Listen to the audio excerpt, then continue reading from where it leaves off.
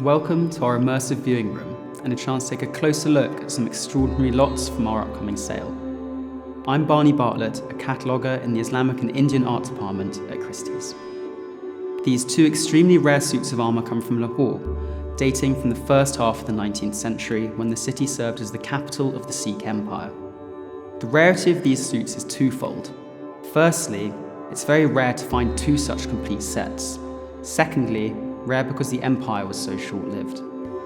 Nearly 4 centuries earlier, Sikhism had been founded by Guru Nanak against a backdrop of the establishment of Mughal rule over India. Yet despite the core teachings of selflessness, equality and unity, by necessity a strong warrior tradition quickly became intertwined with the Sikh religious identity. The aim was to protect the fledgling religion and its followers from persecution. The militarization of the Sikh faith is credited to the 6th Guru, Guru Hargobind. Having seen his father, Guru Arjan, arrested and executed by the Mughal Emperor Jahangir, Guru Hargobind followed his father's advice and maintained a permanent retinue of 52 armed Sikhs and created the army of the permanently armed Akali, or Immortal. Over time, the Sikhs grew in power, eventually establishing an empire.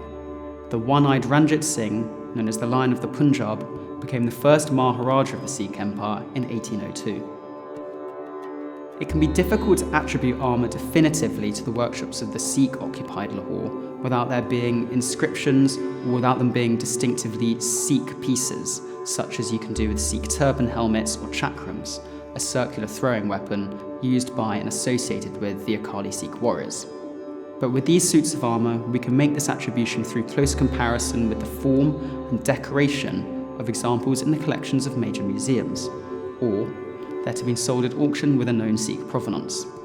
The high-quality work visible on our two wonderful examples relate to the fine workmanship found in other products of the renowned Lahore armories. The chainmail is a particularly beautiful feature of both suits of armour, and features 3 colours composed by alternating steel, copper and brass metal rings, which would have required painstaking work on the part of the armourer. Both helmets have a diamond lattice camail or neck guard. On this armour, the male shirt is a diamond lattice and the trousers are decorated with zigzags.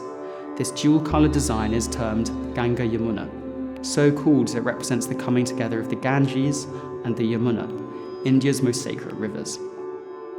These two armours of course have many more rare and unusual features. For instance, the right bazuband or arm guard on this armour has a very rare wicker bracelet.